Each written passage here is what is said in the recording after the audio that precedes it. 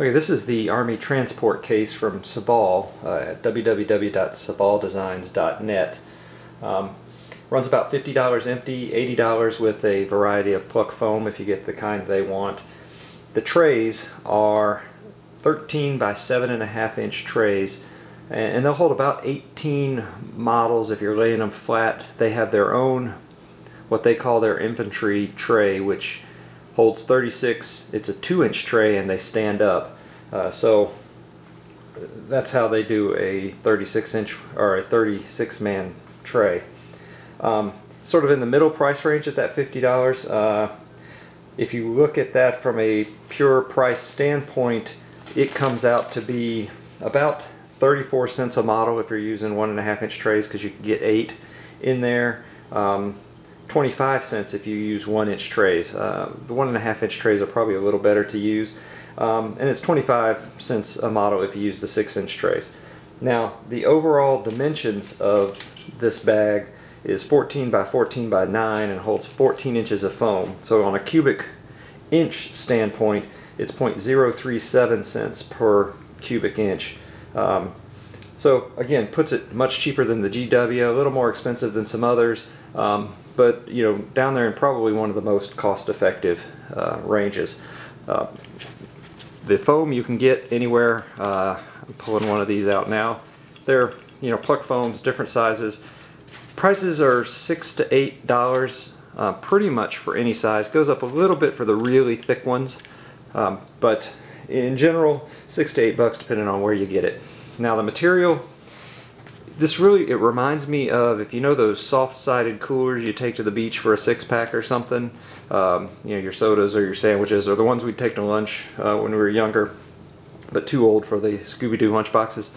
That's the kind of material this is. Probably could rip.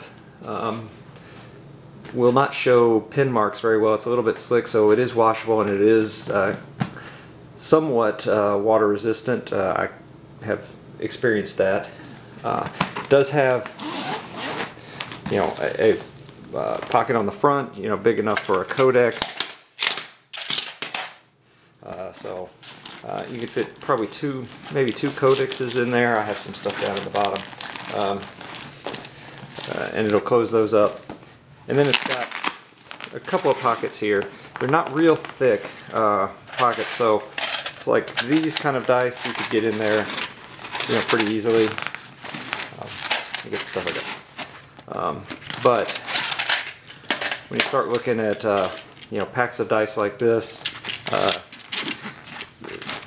they're not going in as well. But you can get a tape measure in there. You can get some stuff in there, and it does pretty well. It does come with a strap to carry it with. It is pretty light, and holds, for its size, holds a good number of models. Now you'll notice it's top load, which is probably my biggest detractor for this bag, because if you want something at the bottom, you got to get everything out of the top. Now I've just been storing stuff in it. I haven't used this in the last couple of months, probably to go anywhere, but it is pretty flexible. It's got enough, you know, if you have a sort of mid-ranged army that's not too vehicle heavy, but you can have a lot of infantry in here and a layer of vehicles. So I'm just pulling these out to show you how much you could actually get in here. These are mostly 2 to 2.5 inch trays.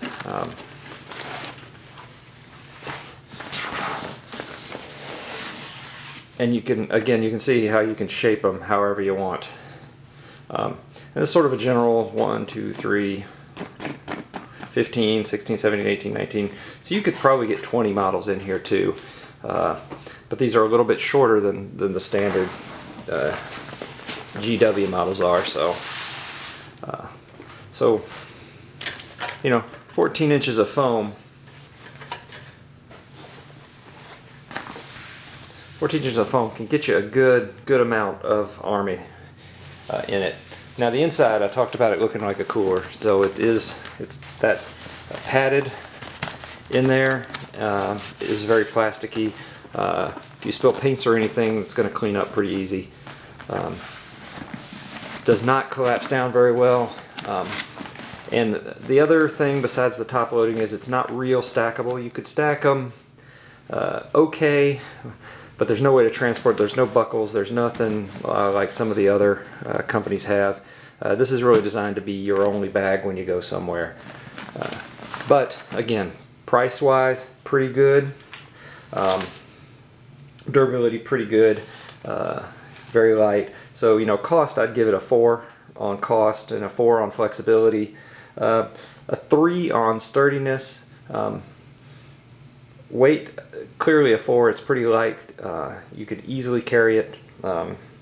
Transportability, you know, I'd give it a 4 if you're traveling just with this bag, because it is light. It goes over your shoulder. It's not that big. It's pretty compact for what you can put in it. But if you need more, 2 of them, a little more problematic. And capacity 4 for its size, it's got a pretty good capacity. So overall, it's a really good bag. I like it. It's the one I started out with, other than the couple of GW hard cases that came with some starter armies. But like I said, for the price, it's pretty good. You can get them even cheaper if you get them used. It stood up pretty well. As you'll see on my battalion, which is taking a beating. It can take a beating and keep going, but it does have a few things that have caused me pretty much to quit using it, except as for storage, or if I'm taking something that fits perfectly into this size, and that's the top loading. I have to know I'm going to use that whole army. It's not something that I would just take random models with and start picking and choosing through it, because it's just kind of a pain. But overall, it's a really good bag. You can't go wrong with it, and it's probably the best or second best starter bag. So next I'm going to talk about the Big Brother or the Sabol Battalion.